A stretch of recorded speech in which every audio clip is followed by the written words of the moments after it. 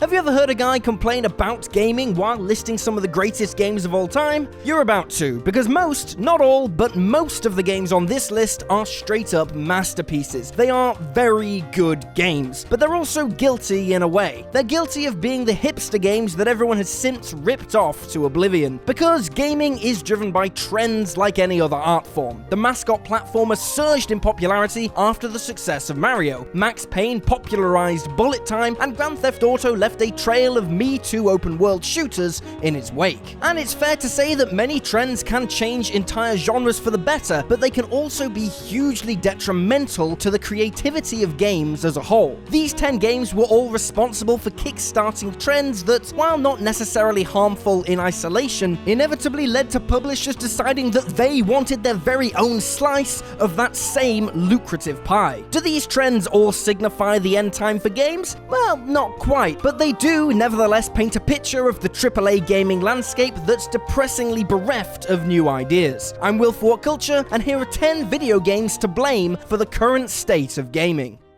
10. The content-filled open-world boom. The Witcher 3 Wild Hunt. The Witcher 3 is unquestionably one of the greatest video games of the generation and, honestly, of all time. Not only did it tout a massive, sprawling open world that actually felt alive, but the side quests were among the most substantial, meaningful, and even hilarious that the RPG genre has ever seen. The game was a mammoth achievement, no doubt, but its enormous success naturally led to numerous action-adventure games in its wake, making half-assed attempts to match its ludicrously ambitious sense of epic scale and detail.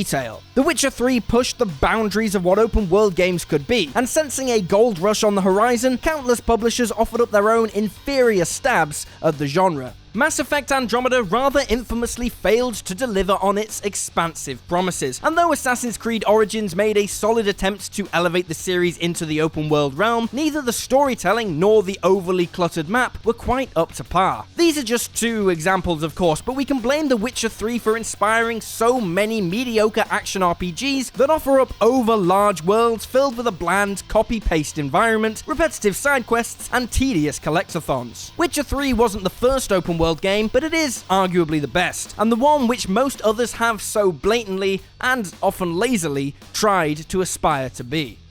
9. Battle Royale everywhere. PLAYERUNKNOWN'S Battlegrounds. Though its initially meteoric success has been largely eclipsed by Fortnite, PUBG was nevertheless the first game to popularize the Battle Royale genre with the masses. Sold on the beautiful simplicity of its 100 enter, 1 leaves premise, PUBG quickly became a pop culture phenomenon despite its initial hiccups on PC. In addition to Fortnite successfully stealing the Battle Royale crown away, PUBG's success quickly prompted a major trend towards Battle Royale in the general gaming market. Not only was Steam flooded with hundreds of PUBG clones, but even AAA franchises like COD and Battlefield and Grand Theft Auto got in on the action. While many of these modes were enjoyable, it's also fair to say that there was an unmistakable whiff of desperation in the air as developers clamored to ensure their own game could cash in on the latest gaming craze. Rather than chase truly imaginative and innovative gameplay modes, devs are now instead devoting time to shoehorning in Battle Royale wherever they can. As fun a mode as it can be, it is kind of boring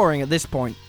8. The Souls-like. Dark Souls. Few franchises have been as monumentally influential on gaming over the last decade as Dark Souls. The famously hard-as-nails action RPG franchise won itself a loyal legion of fans for its tough but mostly fair degree of challenge, not to ignore its spectacular world-building and fluid gameplay. Dark Souls' impact on gaming is best indicated by its status as a meme, that a particularly demanding game of any genre is typically called the Dark Souls of blank, or, more tidily, Dark Souls-like. Woo, that was a long sentence. That was like the Dark Souls of sentences. Anyway, what most Souls-like games forget is that From Software's franchise prides itself on forcing the player to learn from their failures and become a better warrior as a result, whereas many of the dozens of Souls-aping efforts lack the ingenuity of design to give patient players the same rewards. An interesting recent example is Star Wars Jedi Fallen Order, which, while on paper a neat fit for the Souls style, just lacks the nuance to actually make players player progress satisfying. Instead, it feels like a ho-hum Souls clone with a Star Wars skin wrapped around it, while also nicking a few elements from Uncharted, Metroidvania, and so on. Now, it's still a good game, but it is not Dark Souls quality. Some may argue that Dark Souls and its imitators are a response to the generally lessened difficulty of modern games, but it takes extremely considered and delicate design to make games that are both challenging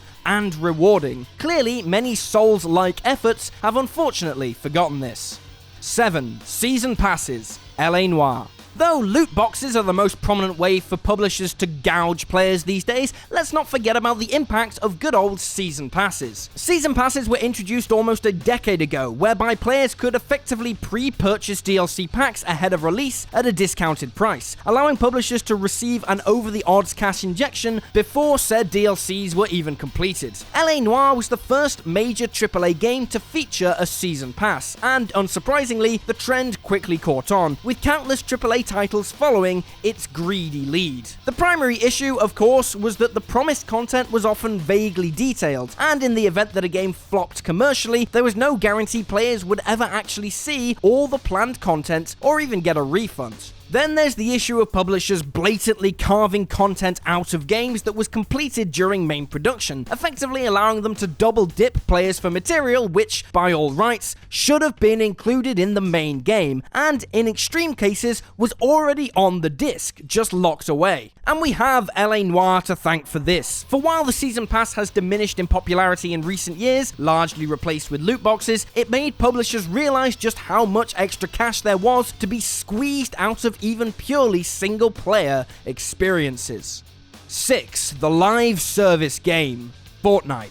Memes aside, Fortnite is a great game in a lot of ways, and while it wasn't the first game to adopt the live service model, it is certainly the most prominent and successful one. Fortnite is a free-to-play game which managed to rake in $1.8 billion in 2019 alone, largely due to its Battle Pass system, an evolution of the Season Pass where players can pay a nominal fee for a pass which offers challenges that in turn unlock tiered rewards. This highly successful formula, combined with Epic's commitment to making the game feel like a living, ever-changing entity, has made the industry as a whole pivot towards the live service model. Doing this in a free-to-play game is one thing, but naturally it's also been widely adopted by the AAA market with heavily mixed results. Take last year's Anthem, which EA designed as a live service shooter intended to keep players engaged for years, only for the game to fall spectacularly off a cliff once players realized how little base content was actually available. Creating a world that feels truly alive and persistent is extremely difficult, hence why so few developers have actually made the live service model work for both themselves and gamers. And I'm just gonna say it, in an age where there's more quality games available at lower prices than ever, is another 1,000-hour time sink really what any of us needs right now? 5. Early Access, Minecraft. Love it or hate it, Minecraft is one of the most successful and iconic video games of the last decade, ultimately proving responsible for several gaming trends we now hold as normal, but one above all else. First and foremost, Minecraft was a primitive example of the early access game, with Notch allowing players to pay €10 to play an early version of the game while he continued to work on it. The genius part was that players who paid for the early version would also receive the final build of the game for free, which was released in 2011. Minecraft generated $33 million in sales during the early access period, and kickstarted a major trend of in-development titles offering early access betas, and eventually the full game in exchange for money up front. This led to the creation of Steam's early access program in 2013, and while there really is no denying that many games have benefited from the exposure and cash they received in early access, like Don't Starve, PUBG, The Forest, just naming a couple there, the system has also been open to rampant misuse and abuse. It goes without saying that players are given no guarantee that they will end up with a satisfactory or even feature-complete game, while a November 2014 study of Steam's early access platform found that only 25% of titles in the program had actually made it to final release. Though early access has indeed helped many quality games make it to the market and keep their developers financially afloat, there are many more inferior games which just couldn't deliver on their promises. And because this business model ensures that developers have already made fat stacks of cash before delivering a fit-for-purpose game, the incentive to actually release a top-tier product isn't actually very pressing at all. 4. The fixer-upper game, Destiny. While early access games at least let you know you're jumping in early and usually at a discounted price, there's also a growing tendency for retail games to launch at AAA price tags while still being feature impoverished. Perhaps above all else, Destiny proved that you could curl out a piecemeal game day one, gross record-breaking sales figures, thoroughly piss off the fanbase with a lack of content, and still win them back by releasing a series of expansions while charging them extra for the privilege. Right. The lesson here was that games didn't need to ship complete or anywhere close to it if they looked cool or had something approaching a roadmap. No Man's Sky was another one that released feature poor and ended up piling features on over the years that followed, while Street Fighter V launched unacceptably malnourished before a later update finally brought things up to standard. But now here's the real moral of the story. Publishers have learned they can charge full whack for their empty new AAA game, fill in the blanks later, and maybe even charge for the extra content in the future. This is sadly the more common reality when publishers have the nerve to treat their customers like brain-dead cash machines, to assume they'll just lap up the low-effort titles on a brand name or appealing aesthetic alone. 3. Loot boxes, Team Fortress 2. Team Fortress 2 wasn't the first ever game to feature loot boxes, but it was the first to so shrewdly exploit gambling mechanics and psychology in such a prominent and hugely profitable way. In September 2010, the hit shooter first introduced loot boxes, which could be unlocked by keys purchased with real-world money. Less than a year later, the game went free to play, prompting microtransaction revenue to multiply many times over, creating a runaway gravy train in the process. In the years that followed, an overwhelming number of multiplayer-centric AAA franchises included loot box mechanics, namely Halo 5, Overwatch, Call of Duty, Gears of War, FIFA, and so on. But the straw that broke the camel's back came in late 2017, when Star Wars Battlefront 2's insultingly transparent loot box mechanics made natural unlocks such a rampant chore, and so clearly gave those buying into loot boxes such an advantage that there was a colossal backlash from players, the press, and also the government. Thankfully, the tide has turned massively against loot boxes in recent times, though their prominence and subsequent controversy nevertheless underlined the contempt with which publishers view the average gamer, and the skepticism with which players should view most MTX systems. 2. The good enough subscription game, Gears 5. Here's a nugget of truth I'm going to give you for free. The Xbox Game Pass is absolutely incredible, and it presents arguably the best dollar value in modern gaming. It's the closest thing to Netflix the medium has, and while that affords players a massive library of games at a minimal entry cost, it also has the byproduct of perhaps affecting the quality of games created specifically for that platform. Get ready for an analogy, people. Here we go. You probably wouldn't have paid a movie ticket price to watch Michael Bay's new film 6 Underground, but there's a fair chance you were happy to watch it as a part of your Netflix dues, right?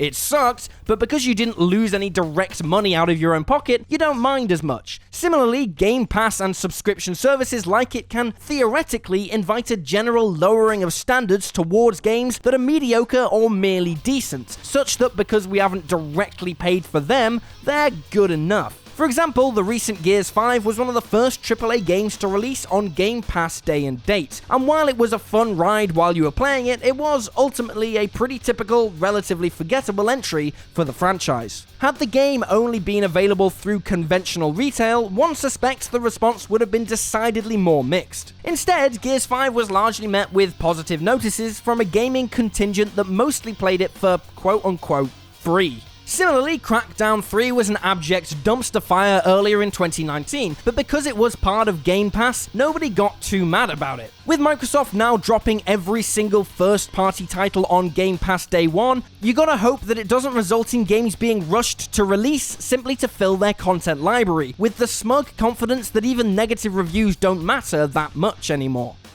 1. The miserable, self-serious thriller, The Last of Us. There's no disputing that Naughty Dog's The Last of Us was a landmark for video game storytelling. Lacking the flighty whimsy of Uncharted, it was a serious, grim, and deeply affecting game with some of the most compelling characterization the medium has ever seen. And naturally, it wasn't long before other creatives attempted to imitate its almost impossibly bleak tone to extremely mixed results. Perhaps the most memorable recent example is the Sony exclusive Days Gone, a morbid slog of a game that felt more self-consciously edgy than a genuinely moody, atmospheric romp, to say nothing of its tedious deference towards realistic survival mechanics. I kind of see it as like how Christopher Nolan's The Dark Knight ushered in a decade of try-hard, dark blockbusters that forgot the crucial human element, and similarly, The Last of Us challenged other action games to amp up the dramatic stakes while still maintaining a consistent tone and a sense of humanity. If you find yourself groaning at the navel-gazing self-regard with which many modern action games hold themselves in all of their empty somberness, you can blame Naughty Dog's groundbreaking post-apocalyptic masterpiece